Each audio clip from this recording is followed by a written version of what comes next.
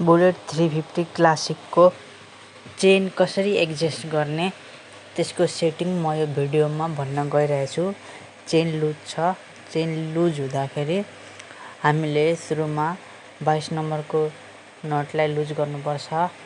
त्यसपछि त्यसको पछाडिको नटलाई लुज गर्नुपर्छ।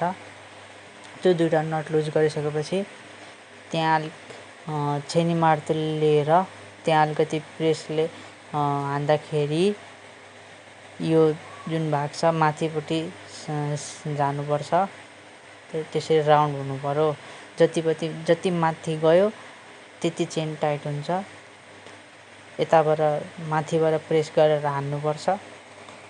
अनि यता त्यहाँ एउटा घाट छ। त्यो घाटभन्दा माथि स्लिप हुँदै माथि जान्छ। त्यसै गरी यता पनि प्रोसेस त्यही हो।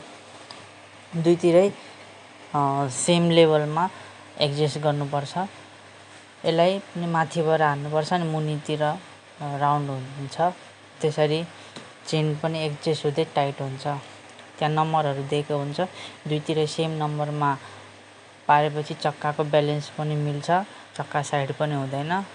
त्यही हिसाबले तपाईहरु म्यानुअली आफ्नो तरिकाले चेन टाइट गर्नु होला। बुलेट क्लासिकको एकदम सजिलो छ।